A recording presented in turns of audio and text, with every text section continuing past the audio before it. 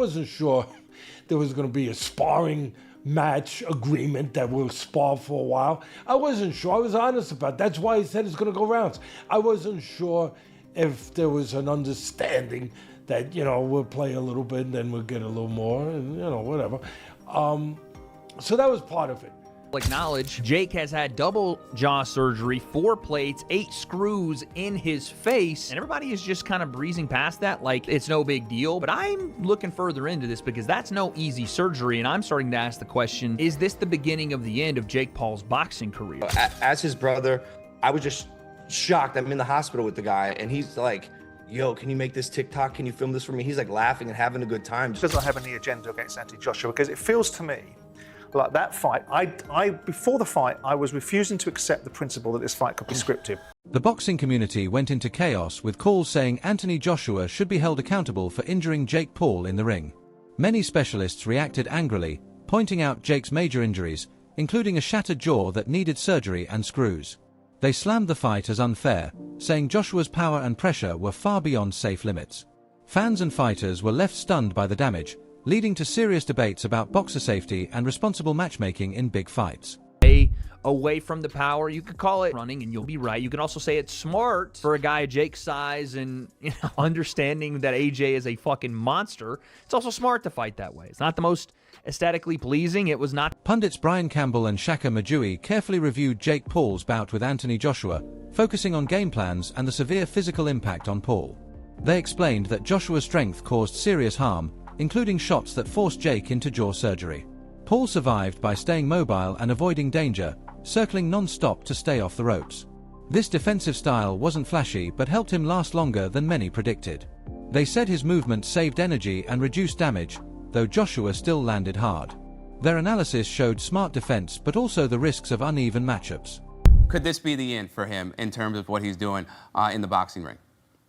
Listen, so long as people will tune in and so long as Jake Paul is paid by Netflix or any broadcaster to air his fights, we're going to see this continue. And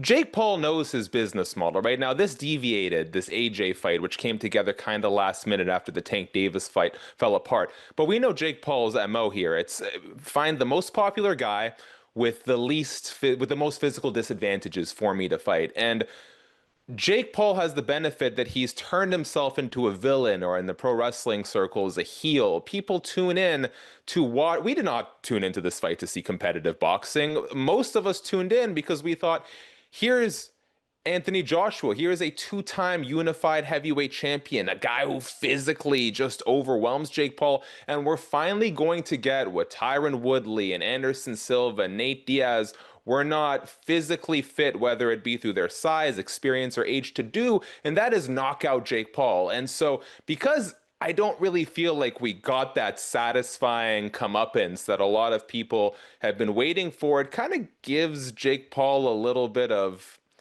mystique, I'd almost say, to still try and string this along. Now, I don't know in terms, he says he wants to be cruiserweight champion. I'm not quite sure what the competitive road there is, because let's make no mistake, the reason this fight lasted as long as it did is because Jake Paul focused exclusively on being elusive. He did his best, and kudos to him, right? He did a great job of not getting cornered. He was always on the gas until the gas sort of fell out from underneath him. And so I don't quite know, short of leveraging his popularity, how he's going to get to that title shot if he's not actually going to fight, like really fight an elite boxer. But if he's looking to make money, there's the KSI fight out there. There's the Tommy Fury rematch. There is ways for Jake Paul to Ex-UFC champion Michael Bisping reacted strongly to Jake Paul's heavy loss to Anthony Joshua, calling it a pure display of top-level boxing. He made it clear Paul was completely outmatched, praising Joshua's sharp timing and raw power. AJ's combinations and uppercuts boxed Paul in, exposing flaws in his defense and planning. Bisping said the broken jaw and punishment came from facing a much larger, stronger, and more skilled opponent than Paul ever had. Promotion couldn't replace elite experience. The fight highlighted the gap between real pros and crossover. In my humble opinion, because I'm a big Anthony Joshua fan. Of course, I've been a supporter for the longest time. A rather lackluster, unmotivated Anthony Joshua that didn't look like he was being particularly nasty, right? a lot of the time he was out of range, and okay, it is hard to land a shot on someone that's backing up and moving away the whole time. And there was a lot of times where he had him in the corner and he could have thrown a shot. And sometimes he was telegraphing his shots. And anytime he did go in to throw a punch, as I said before, Jake Paul would shoot in and turn it into a wrestling match. And even when he wasn't shooting in, he was clinching a lot. This is boxing. It's not MMA, as we know. The referee should have done a much better job of getting in there and separating them much, much faster. As I say, it was the 6th round. I think it was the 4th round he got dropped twice. In the 5th round, he got through it. In the 6th round, caught him with the jab, then a glancing right hook. He goes down, and that was that. That was all she wrote, right? I did a live. There was about 9,000 people watching at one point. Nobody was particularly enjoying the matchup. Listen, okay? I respect both men. I respect anyone really that steps into the ring, okay? And certainly going up against Anthony Joshua, that was a tall task, okay? You know, metaphorically and figuratively, right? It was a tall task. It was a big job. It was a tough opponent. It was a mismatch, and it was, right? Jake Paul never worried Anthony Joshua once. He never rung his bell. He never caused any damage. He never had him worried. He never did anything. It wasn't a fight. It was a display of how long can Jake Paul last? Can he run away long enough to... After the huge Jake Paul and Anthony Joshua showdown, reports claimed both men earned close to $92 million, placing it among the richest fights ever streamed globally on Netflix. But Joshua's payout dropped sharply because of taxes. As a UK citizen fighting in the US, he must pay American federal taxes plus UK international taxes, potentially losing about $66 million. His real earnings were far less than advertised. Jake Paul, fighting out of the US, avoids UK taxes and keeps more despite losing. It shows how taxes reshape fight purses. Has to pay, as you see here, a whopping $43 million, $43 million of his $92 million purse.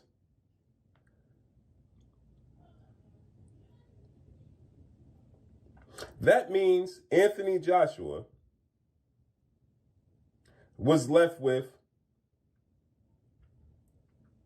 $49 million.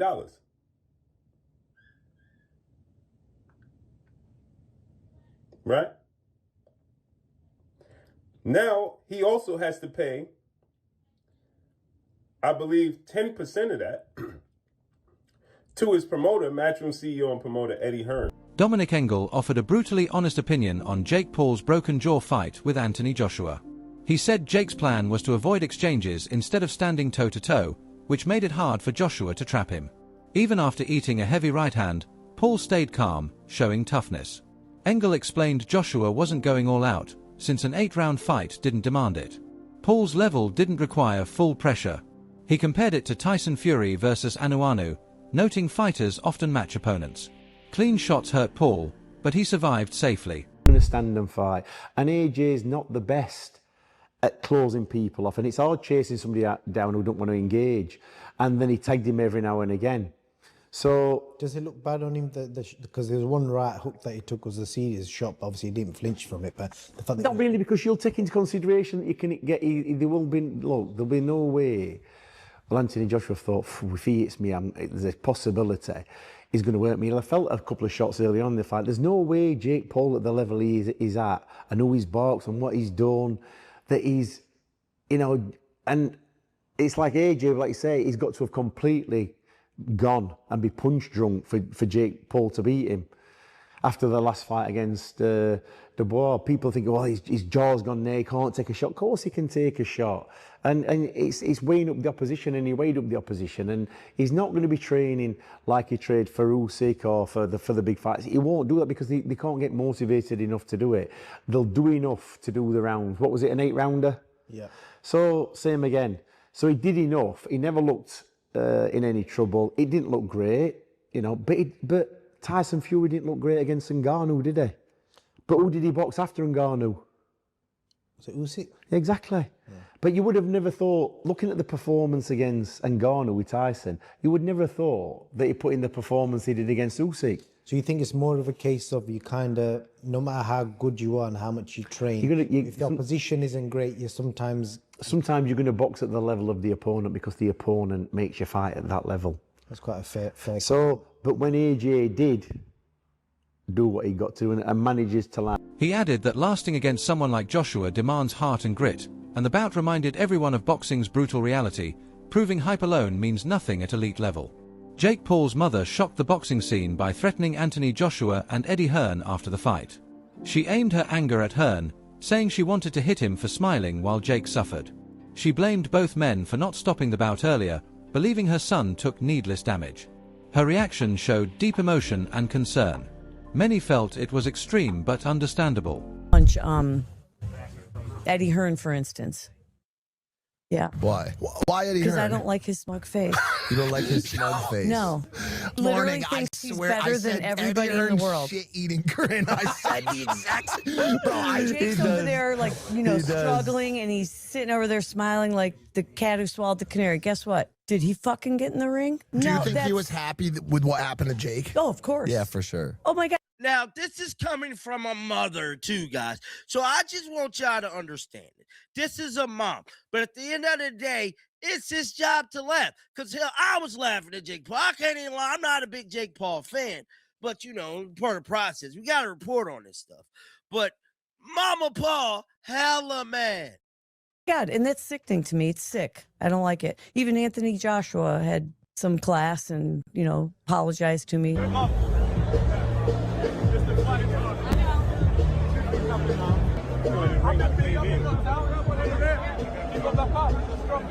Did he really? Yeah. He worked his way through the crowd and came up to me and said, "Mom, it's just boxing. He says it's the fight. Following the fight, focus shifted to Logan Paul, who appeared to confront and intimidate Anthony Joshua outside the ring.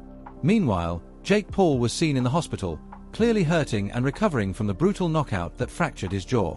The contrast between Logan's confidence and Jake's fragile condition showed the harsh reality of facing an elite heavyweight. Fans and analysts reacted strongly, saying Logan grabbed attention, but the real story remained Jake's pain and the physical toll of the fight. Should I say AJ fighting Logan Paul would be more of a mismatch than Jake Paul. You know what I mean? Because at least Jake Paul has taken boxing or has trained with real boxing trainers and real boxers. Whereas Logan Paul, he did that exhibition with Floyd, and Floyd's a little guy.